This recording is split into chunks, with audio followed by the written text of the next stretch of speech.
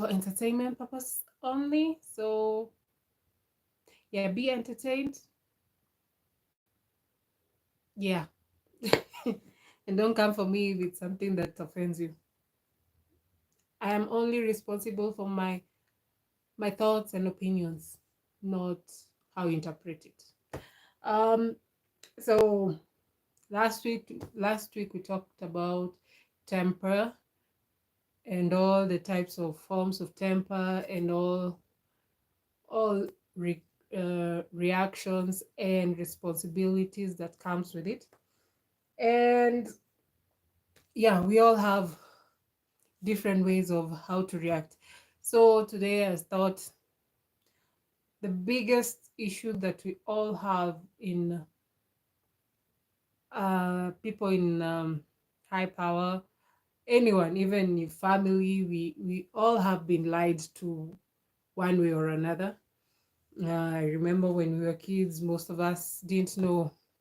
Actually, all kids don't really know where kids come from. So, how their parents tell them, some parents are more forthcoming than most. But as an African, it's you just know about going to the hospital and people coming with a baby, and then also sometimes, okay, obviously with some pregnancies that are having the baby bump, will you'll be told, yeah, there's a baby there, and then when they go to hospital, come back. But I remember when we were young, we used to hear of our parents telling us babies come from supermarkets, and then the cartoons we used to watch when we were young, we'll see that stocks deliver newborns to the family, which was very far-fetched considering some parts of our country, Kenya, you don't even see stocks. It's is it a bird in Africa? I doubt. Maybe they could have told us about Arabu stock or cranes, maybe. But stocks, nah. So we saw that in cartoons. Then parents used to say, like, okay, the supermarket thing or the shop, babies are gotten from shops.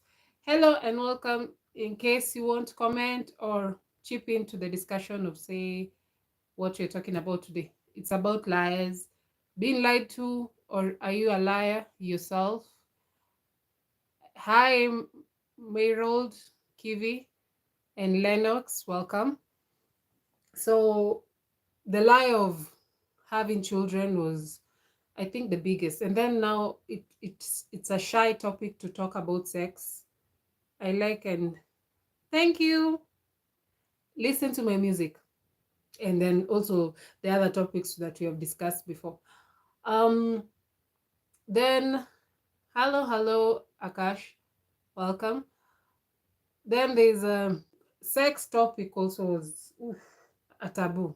In Africa, it's always, those are the kinds of topics that parents shy off to talk about with their young kids, or even prepare them, even if they're teenagers, so that they can kindly speak English or text English.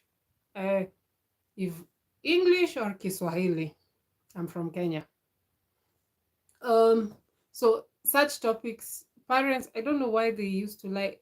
There's a way that they could have told kids about such sensitive topics, so that at least be in the know, self-aware, and also self-preservation, because sometimes some people fell into the trap of sexual favors or sexual touch because they didn't even know that was not supposed to happen, especially with young kids and adults.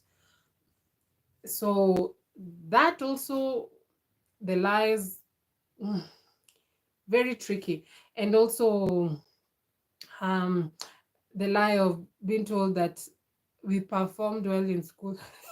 Yeah. Okay, my parents showed me. I actually saw the report cards, so at least I can say I was not lied about that. So yeah, even my mom being open about the points she got at the final exam for the Form 4, like the final year of secondary or high school. High school back then was to go to the A levels, that's Form 5 and 6. You'll reach Form 4, then however you perform, you're called to certain skills. If it's a doc, the highest skills like doctor, engineering, and like actuarial science, um, scientist, pathologist, they'll have to go to A levels, which was from 5 and from 6, and then join university after that. Then there were other skill sets, the teachers, the accountants, and then there was the technicals and all that. So that's the old system, which is funny. It's like full circle. That's now somehow the system that is now today. But nowadays the schooling system here, they have it called CDC. I have no interpretation of what does that stand for. Uh, since I don't have a kid in school, I don't have a kid, so I don't know. Maybe when I get one, I'll get to know. So, um, but now it's more of understanding students' skill sets. Maybe they're talented in arts, musics, and various parts. At least they're being shown the technical ways of building stuff. Carpentry is being brought, and many others, as I hear. So, yeah. So the line about people's parents. I remember when we used to have open day, when our parents would come to school and check our performance, and also have a one-on-one with our teachers. They'll insist on, yeah, yeah, yeah, I was a bright pass kid when I was young. I was a bright person when I was young. I don't know why he's failing or she's failing in class and all that. I've given them the resources, which sometimes was a lie. Because during the open day, because we go to different teachers who are teaching different subjects, and then afterwards, while we were circulating from different teachers and getting the report to our parents directly, we'll have a sit down with different parents and kids, and then some kids will openly somehow embarrass their parents and say, no, no, no, no, I saw your report card, and also grandma said you didn't perform well in school, so I don't know why you're saying you used to. So yeah, lies. Is it and that's basically the question. Does it serve the purpose of, is it justified? Is it okay to lie? And some people get used to that lines from the young age, and then when they become adults, it's their normal way to survive day to day, and become pathological, or is it, am I saying it wrong? I don't know. Diabolically, like liars can, if you look in the dictionary, you might find their faces, you might find their name. um also when you grow up in a family setting, you hear about lies about the parents acting like everything is normal when there's tension. Or for instance, in our home, there was tension in the house, and yet I learned how to, some of some people will say it's lying, and to some others it's uh defense mechanism. I used to pretend like we were a happy family, then at night it's just tension, like quiet, not, yeah, it was just like that. Or even some people still, if something tragic happens to their lives, sorry to say, they will, that's why we have the selective amnesia. You lie to yourself until you believe the lie. You forget that hurting past, that you don't want it to creep up or make you feel some kind of way. Thank you. Thank you, Merold Kivi, for the for liking my videos. And stay for more every Tuesdays. Come back for more. So yeah, you lie to a point, you forget the trauma. Sometimes that's why I'm saying sometimes it's a defense mechanism to protect yourself, like live in a bubbly, but sometimes it catches up with you. Truth be told, when I used to try to forget the issues that we'll have, sometimes I'll just cry or I'll become withdrawn and I'll be very quiet. Not That's why I think sometimes that's why most of the times I'm an introvert, because I don't like confrontation and I don't like uh, issues. I like just my peace, calmness, and sanity. So yeah, then like I said, some use it as a protective mechanism to lie. You believe that lie, and then there's also the people who know how to lie. There are some people who they are called players, but they just know how to lie more. Because, like for me, instance, let me give my perfect example with me. I have accepted I cannot have more than one relationship because I don't know how to l- keep up with the lies. The story I tell this person is a different story I tell this other person. So I might even confuse them and switch it up. Even though I have good memory, I don't like it. Will give me a weird sensation of trying to keep up. It's a lot of energy to. That's why I even wonder how cheaters keep up with it. They must have a superpower of how to lie without getting caught, until when you get caught, obviously, because nothing happens in the dark and stays in the dark. And also, we are human beings. There is no secret between two people, not unless you are the only keeper of that secret, you alone.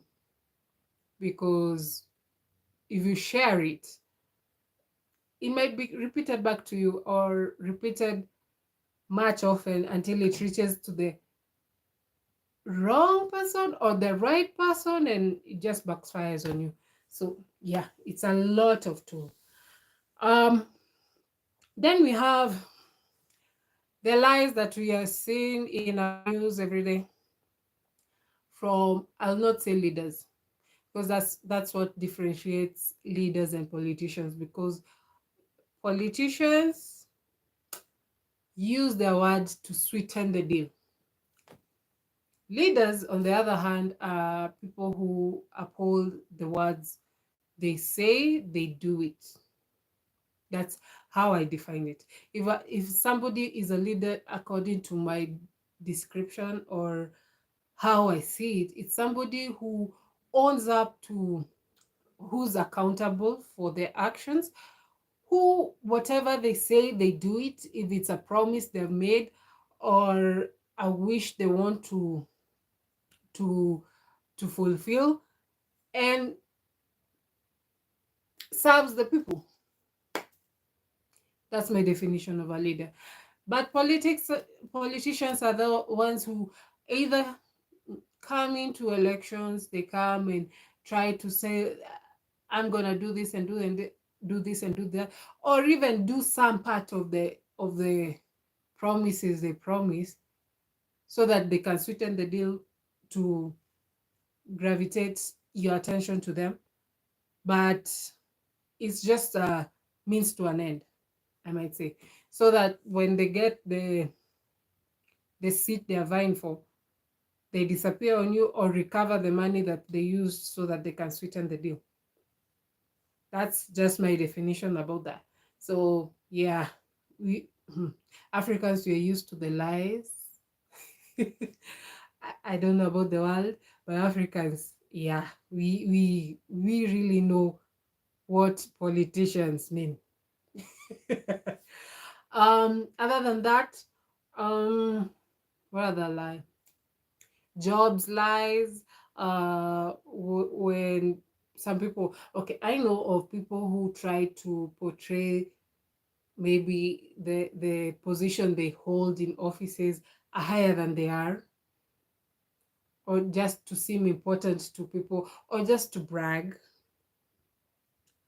which is understandable because who wants to finish school and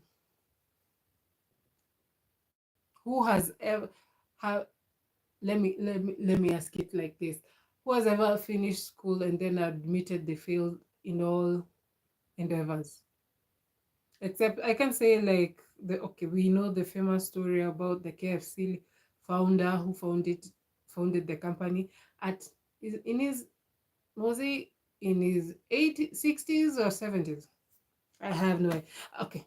Uh, fun fun check that fact check that and then we have okay, for me I did when I finished college, yeah, I had a difficult time finding employment. I didn't lie about my situation. When I went back to school to retrieve my certificate so that at least I can use it to apply for work and all that, uh, I was asked if I was employed. I said no. And through that, I got my first interview, like official, because I had applied online, I had applied by walking to offices, and it didn't work out.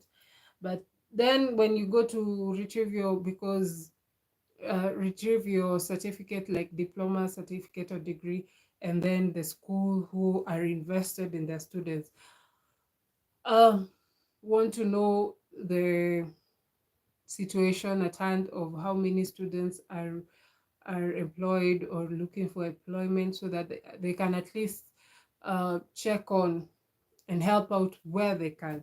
And they did that. So I'm grateful for my university, especially my department. Yeah, let me not just say that, and then maybe generally other students might come up and say, "Uh, no, we didn't get that." Mm-mm. But for us, we did. For our class, we did. Um, lies. How many people have lied in the applications? I know people do so that at least they can get the job that is vacant. Are some people employed because of their life? Yes. Will they admit it? I don't. They'll make it a joke or maybe in their friend circles and all that, but not in the office. So that at least they can secure the future, which it's good and bad, because what if